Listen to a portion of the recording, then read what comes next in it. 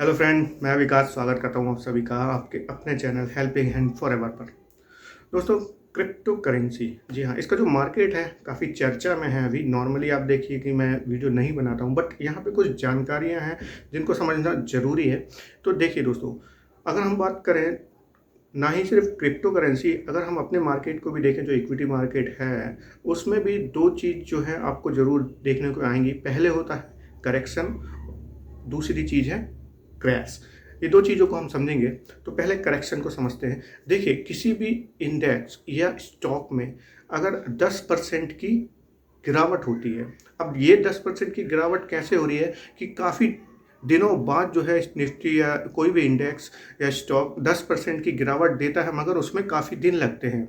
तो हम मान के चलते हैं कि एक हफ्ते का टाइम लगता है। तो अगर निफ्टी पहले दिन 2% गिरा, फिर तीसरे दिन, फिर नेक्स्ट डे 3% गिरा, और फिर 3% गिरा, फिर 2% गिरा, तो इस तरह 4 दिन में उसने 10% की गिरावट दिखाई। तो कोई भी स्टॉक इस तरह से जब धीरे धीरे गिरता है और 10% या उससे ज़्यादा की गिरावट दिखा देता है, आप निफ्टी समझ लीजिए, स्टॉक समझ लीजिए, करेंसी, तो ये कहलाता है करेक्शन। अब यहाँ पर देखिए दोस्तों, ये करेक्शन क्यों आता है?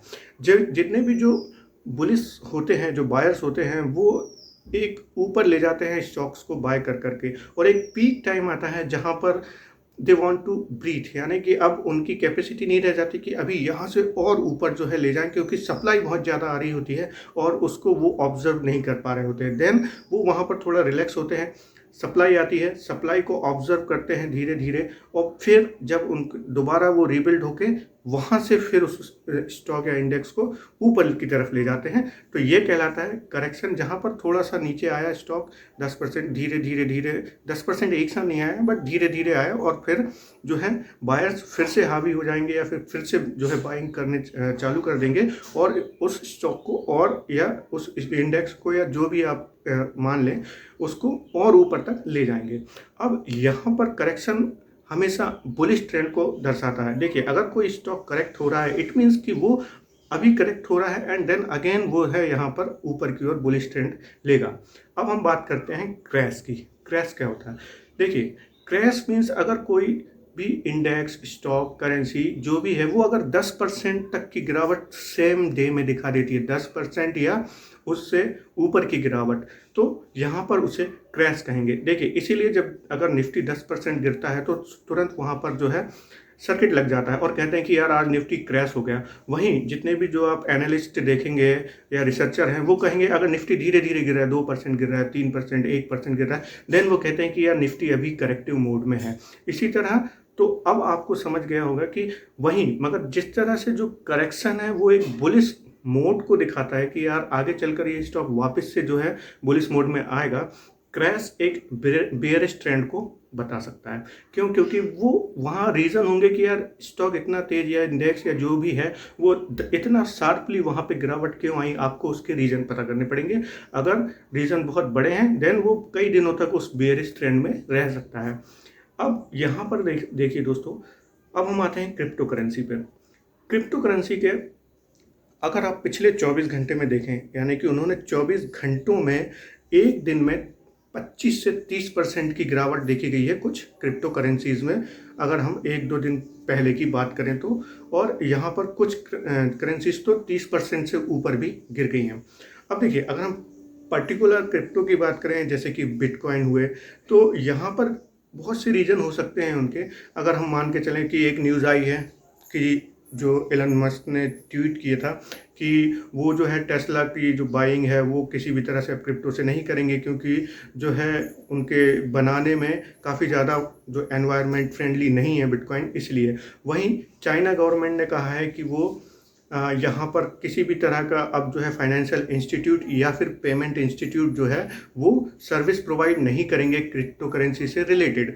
तो इस तरह की न्यूज़ जब आई तो हो सकता है ये एक रीज़न हो कि मार्केट इतना क्रैश हुआ हो क्रिप्टो का।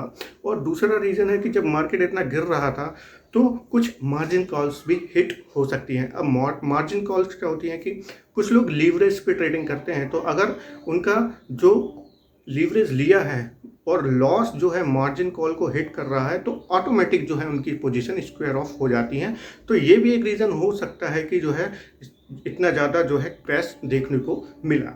बट क्योंकि क्रिप्टो करेंसी बहुत डीप कहें या फिर हम कहें कि हम जब अभी अपने मार्केट को ही नहीं समझते हैं तो क्रिप्टो करेंसी को समझने में तो बहुत ज़्यादा टाइम लगेगा, क्योंकि बहुत सी चीज़ें होती हैं जो कि ट्रांसपेरेंट नहीं रहती हैं क्रिप्टो में। तो इसीलिए जो चीज़ आपको समझ में नहीं आती है उस पे इन्वेस्टमेंट क्यों करना। अगर आप क्रिप्टो को वाकई बहुत अच्छे से जानते हैं तो डेफिनेटली उस पर इन्वेस्टमेंट किया जा सकता है। But I don't support crypto currency, और ये शायद मेरा पहला वीडियो है जब मैं किसी क्रिप्टो करेंसी पे यहाँ पर आपको बता रहा हूँ कोई जानकारी।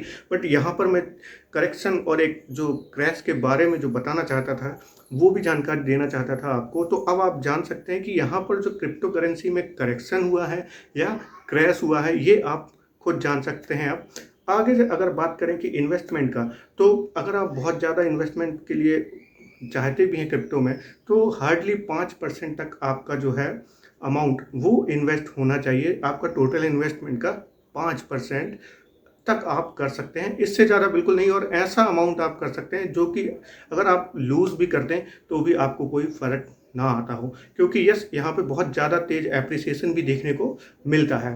पर जैसे कि मैं हमेशा कहता हूँ कि किसी भी प्रकार का इन्वेस्टमेंट करने से पहले आप अपना एनालिसिस भी करें और अपने फाइनेंशियल एडवाइज़र की सलाह ज़रूर लें। तो ये थी जानकारी दोस्तों जो क्रिप्टो के बारे में अभी काफ़ी जो मार्केट गर्म है और क्यों ये इतना ज़्यादा गिरा। तो आशा करता हूँ ये वीडियो आपको पसंद आया होगा। प्लीज़ लाइक कीजिए मेरे वीडियो को, सब्सक्राइब कीजिए मेरे चैनल को। Thank you.